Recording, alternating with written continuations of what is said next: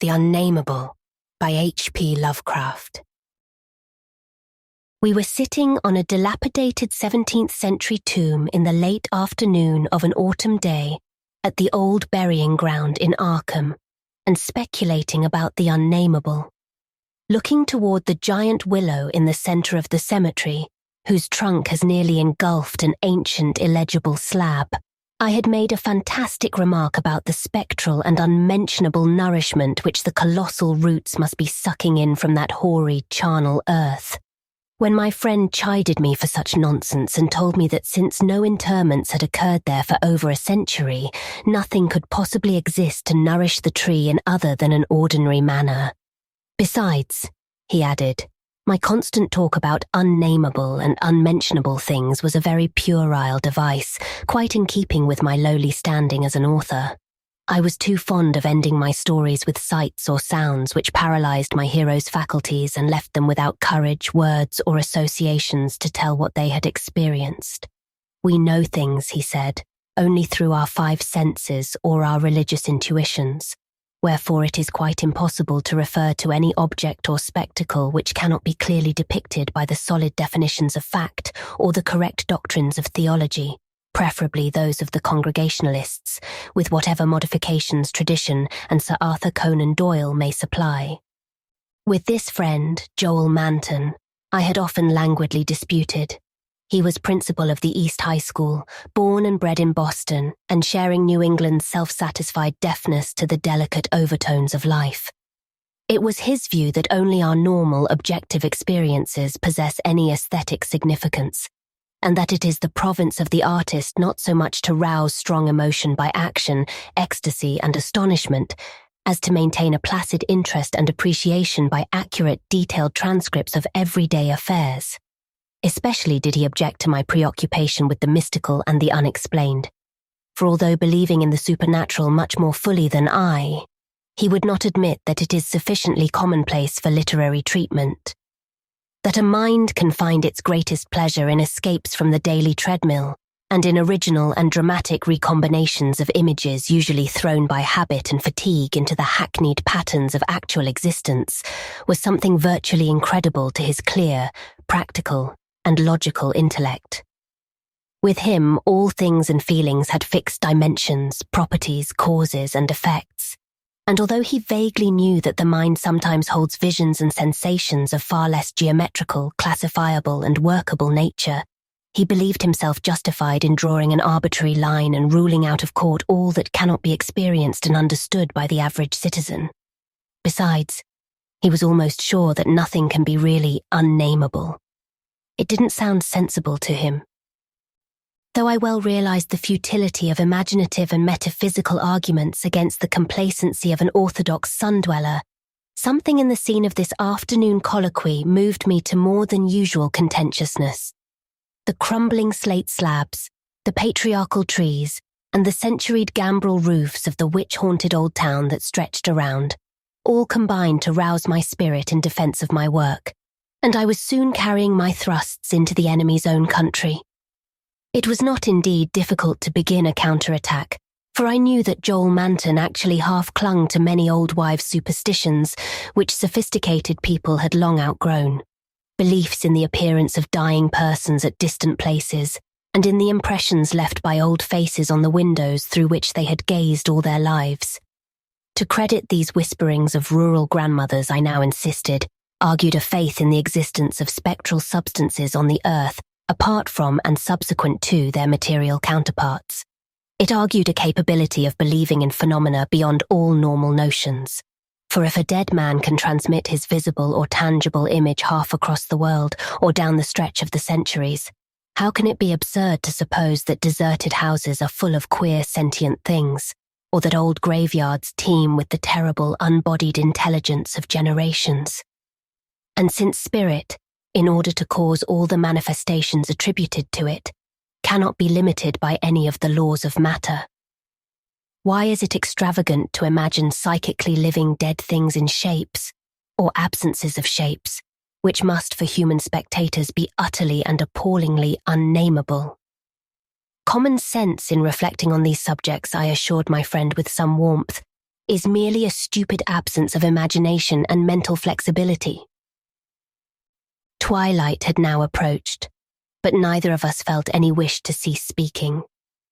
Manton seemed unimpressed by my arguments and eager to refute them, having that confidence in his own opinions which had doubtless caused his success as a teacher, whilst I was too sure of my ground to fear defeat.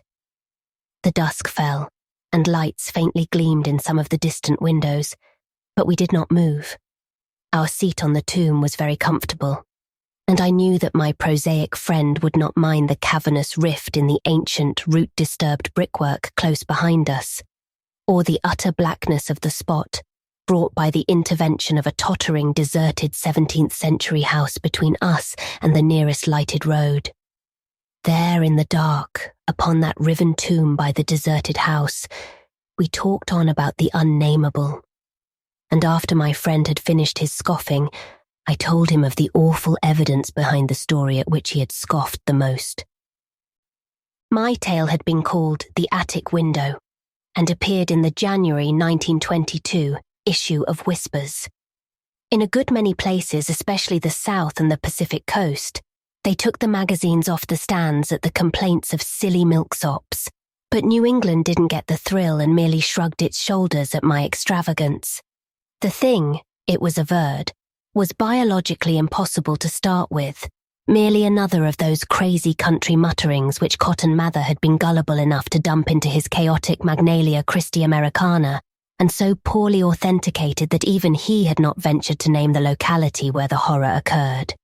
And as to the way I amplified the bare jotting of the old mystic, that was quite impossible, and characteristic of a flighty and notional scribbler. Mather had indeed told of the thing as being born, but nobody but a cheap sensationalist would think of having it grow up, look into people's windows at night and be hidden in the attic of a house, in flesh and in spirit, till someone saw it at the window centuries later and couldn't describe what it was that turned his hair grey. All this was flagrant trashiness, and my friend Manton was not slow to insist on that fact. Then I told him what I had found in an old diary kept between 1706 and 1723, unearthed among family papers not a mile from where we were sitting.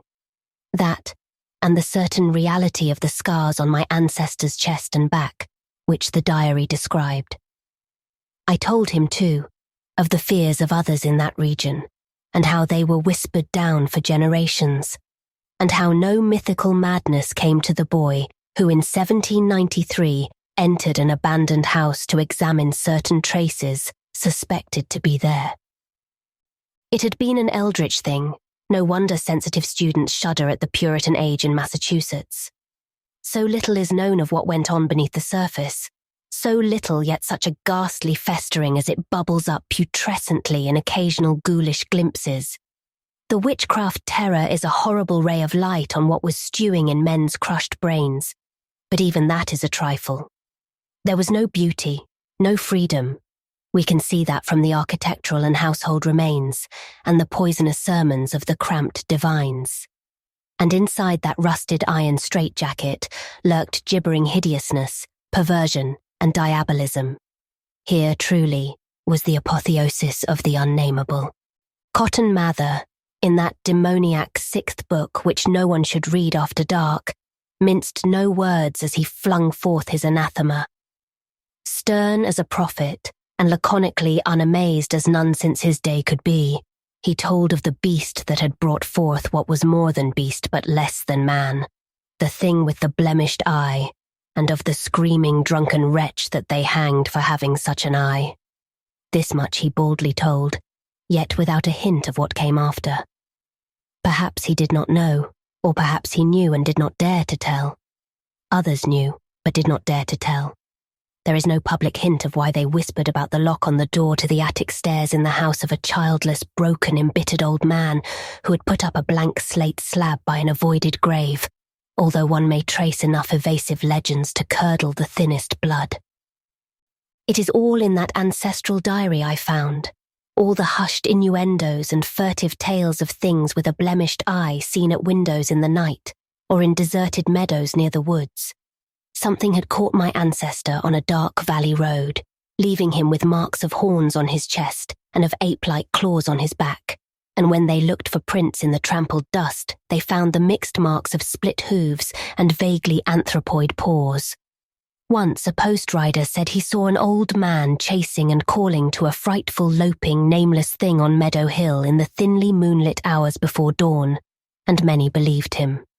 Certainly, there was strange talk one night in 1710 when the childless, broken old man was buried in the crypt behind his own house in sight of the blank slate slab. They never unlocked that attic door, but left the whole house as it was, dreaded and deserted.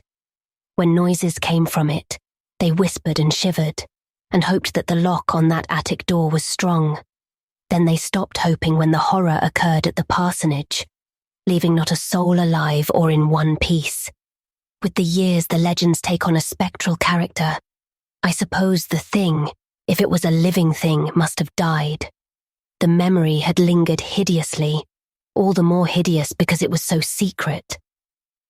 During this narration, my friend Manton had become very silent, and I saw that my words had impressed him. He did not laugh as I paused, but asked quite seriously about the boy who went mad in 1793, and who had presumably been the hero of my fiction. I told him why the boy had gone to that shunned, deserted house, and remarked that he ought to be interested, since he believed that windows retained latent images of those who had sat at them. The boy had gone to look at the windows of that horrible attic, because of tales of things seen behind them, and had come back screaming maniacally. Manton remained thoughtful as I said this, but gradually reverted to his analytical mood. He granted for the sake of argument that some unnatural monster had really existed, but reminded me that even the most morbid perversion of nature need not be unnameable or scientifically indescribable. I admired his clearness and persistence, and added some further revelations I had collected among the old people.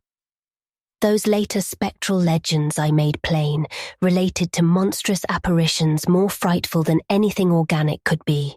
Apparitions of gigantic bestial forms, sometimes visible and sometimes only tangible, which floated about on moonless nights and haunted the old house, the crypt behind it, and the grave where a sapling had sprouted beside an illegible slab.